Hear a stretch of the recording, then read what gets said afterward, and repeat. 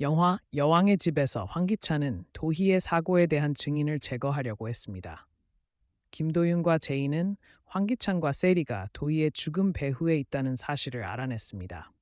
황기찬을 드러내기 위해 도윤은 위험을 무릅쓰고 증인에 대한 정보를 일부러 노출했습니다. 황기찬은 도윤이 제기한 고소로 인해 경찰서에 소환되었습니다.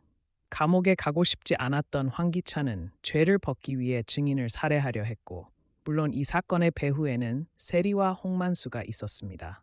중요한 증인을 잃은 상황에서 도윤과 제인이 황기찬을 이길 수 있을지, 사건의 전개는 어떻게 될지 오늘 영상에서 공개하겠습니다. 결국 하늘은 정의로운 사람을 저버리지 않았습니다. 도희 사건의 증인은 그날 밤에 끔찍한 장면을 녹화한 블랙박스 영상을 찾아냈습니다. 도윤과 제인의 설득으로 그 남자는 제인의 어머니의 억울함을 풀기 위해 증언하기로 했습니다. 사건은 재조사되었고 황기찬은 기소되어 경찰서에 구속되었습니다. 도윤과 제인 앞에 앉은 황기찬은 여전히 자신의 죄를 인정하지 않았습니다. 그는 소리쳤습니다. 내가 너희를 명예훼손으로 고소할 거야. 너희가 지금 뭘 하고 있는지 아는 거야? 황기찬은 회사에서 체포될 때 큰 소리로 외쳤습니다. 도윤은 황기찬 앞에 나타나 말했습니다. 너의 최후가 왔어. 내 여동생을 네가 치었다는 걸 직접 목격한 사람을 만나면 그렇게 말할 수 없을 거야. 황기찬은 비웃으며 말했습니다. 나를 모함하지 마. 너 여동생을 죽인 건 저 여자의 엄마야. 내가 아니야. 나와는 전혀 상관없어. 알아들었어? 제이는 비웃으며 말했습니다. 너 정말 악랄한 인간이구나. 황기찬, 이 지경까지 왔는데도 아직도 뻔뻔하게 부인하는 거야? 우리가 왜 이렇게 자신만만한지 알아? 우리에게는 증인뿐만 아니라 증거도 있기 때문이야. 놀랐지? 황기찬은 그 비 오던 밤을 떠올렸습니다. 분명히 세심하게 살펴봤는데 왜 이런 일이 생긴 걸까? 제인이 증거를 언급하자 그는 당황하며 말했습니다. 그럴 리 없어. 그건 불가능해. 너희가 거짓말을 하고 있는 거야. 내가 아니야. 나와는 아무 상관없어. 30분이 지났지만 도윤과 제인은 증인의 모습을 보지 못했습니다. 제인은 걱정하며 말했습니다. 왜 이렇게 된 거지? 왜 아직 안 온 거야? 무슨 일이 생긴 건 아닐까? 너무 불안해. 도윤은 말했습니다. 괜찮아. 아마 교통체증 때문일 거야. 아까 전화했었는데 거의 다 왔다고 했어. 조금만 더 기다려봐. 제인은 말했습니다. 한 번 더 전화해봐. 황기찬의 태도를 보니 전혀 두려워하지 않아. 그가 또 무슨 짓을 했을까봐 무서워. 이번에 그를 잡지 못하면 다시는 기회가 없을 거야. 도윤은 증인에게 전화했지만 그의 전화는 연결되지 않았습니다. 이를 본 황기찬은 비웃으며 말했습니다. 왜 그래? 거짓말을 해서 겁이 나는 거야? 내가 누군지 알아?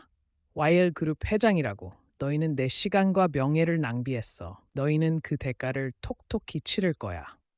바로 그때 김도윤은 증인에게서 전화를 받았습니다. 그는 급히 전화를 받았지만 나쁜 소식을 들었습니다. 그 번호의 주인은 사고를 당해 병원으로 긴급 이송 중이었고 도윤에게 전화한 사람은 그와 함께 구급차에 탄 사람이었습니다. 도윤은 충격받고 걱정하며 제인을 돌아보며 말했습니다. 큰일 났어. 사고 증인이 사고를 당했어. 제인과 도윤이 병원으로 가려 하자 황기찬이 그들을 막으며 말했습니다. 멈춰. 너희 둘 다 갈 수 없어. 너희가 뭘 하는 거라고 생각해? 너희 시간과 기회는 끝났어. 내 분노를 맞을 준비나 해.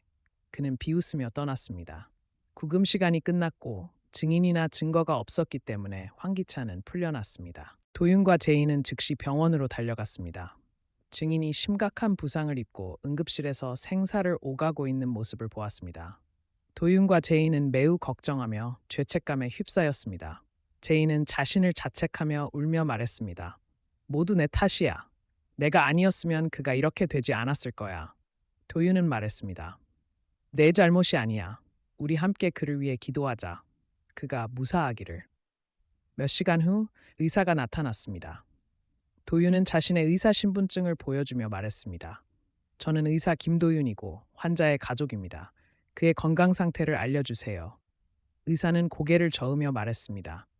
그는 부상이 너무 심하고 피를 많이 흘렸습니다. 수술로 목숨은 건졌지만 회복 여부는 전적으로 그에게 달려 있습니다. 도윤은 크게 충격받고 실망했습니다.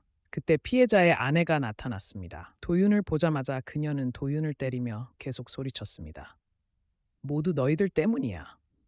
너희가 나타나지 않았다면 내 남편이 이렇게 되지 않았을 거야. 제이는 말했습니다. 언니, 진정해. 우리도 이런 일이 일어나길 바라지 않았어. 그가 이렇게 된 거 우리도 정말 유감이야. 그 남자의 아내는 바닥에 주저앉아 흐느끼며 말했습니다. 만약 그에게 무슨 일이라도 생기면 우리 가족은 어떻게 살아가라는 거야? 그는 이 일로 계속 괴로워하며 밥도 못 먹고 잠도 못 잤어. 내가 잊으라고 그냥 무시하고 살라고 했지만 그는 듣지 않았어. 하늘아, 왜 우리에게 이렇게 하시는 거야? 바닥에서 고통스럽게 울부짖는 여인을 보며 제이는 도윤을 바라보며 가슴 아프고 안타까운 마음을 느꼈습니다. 제이는 말했습니다. 왜 이렇게 우연히 일이 이렇게 됐을까? 정말 하늘이 환기찬 편인 걸까? 도윤은 말했습니다. 그럴 리 없어. 진실은 결국 밝혀질 거야. 너무 빨리 포기하지 마. 그리고 피해자의 아내에게 말했습니다. 언니가 남편의 사고로 매우 고통스러워하는 걸 알아. 하지만 제발 진정해. 우리는 모든 책임을 질 거야.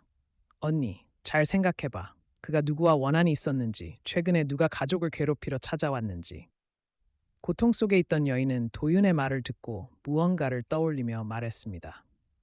맞아. 그가 너희를 찾아가 증언하기로 한 뒤로 우리 집에 계속 이상한 일들이 일어났어. 그날 집에 돌아왔을 때 문 앞에 큰 돈이 놓여 있었어. 그는 그 돈을 경찰서에 제출했어. 그 후로 그가 다니던 회사는 갑자기 그를 해고했어. 그는 일자리를 잃었고 어디를 가든 쫓겨났어. 며칠 전에는 누군가 우리 집에 찾아와 위협하고 물건을 부렸어.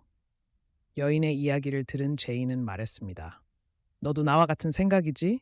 이 모든 게 환기찬 짓일까? 그래서 그가 아무 일도 없는 것처럼 태어날 수 있었던 거야.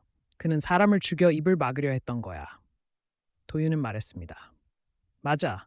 처음에는 돈으로 매수하려 했지만 거절당하자 계속 심리적 압박을 가해 그 가족이 포기하도록 했어. 그래도 안 되니까 결국 그를 영원히 침묵시키려고 손을 쓴 거야. 도윤의 말을 들은 제이는 소름이 끼쳤습니다. 왜 황기찬은 이렇게 잔악할까? 자신의 범죄를 숨기기 위해 그는 무고한 사람을 죽이는 것도 마다하지 않았습니다. 제이는 울며 말했습니다. 도윤, 이제 우리 뭐해? 황기찬과의 싸움에 다른 사람을 연루시킬 수는 없어. 도윤은 말했습니다. 제인, 그가 이렇게 할수록 우리가 절대 포기하면 안 돼. 황기찬과 끝까지 싸워야 해. 진실과 정의가 악을 이기지 못할 리 없어. 제인은 걱정하며 말했습니다. 하지만 황기찬을 막을 수 있는 증거와 증인이 모두 피해를 입었잖아. 우리 이제 뭘 해야 해? 한편 무사히 돌아온 황기찬은 매우 화가 나서 탁자를 내리쳤습니다. 세리는 깜짝 놀라며 말했습니다. 오빠, 왜 그래? 어쨌든 우리가 유리한 위치에 있잖아. 이번엔 도윤과 제인이 오빠를 어쩌지 못할 거야. 황기찬은 말했습니다. 맞아. 하지만 그냥 넘어갈 수는 없어. 이번 일로 내 명예가 심각하게 훼손됐어. 제인, 도윤, 너희는 반드시 대가를 치르게 할 거야.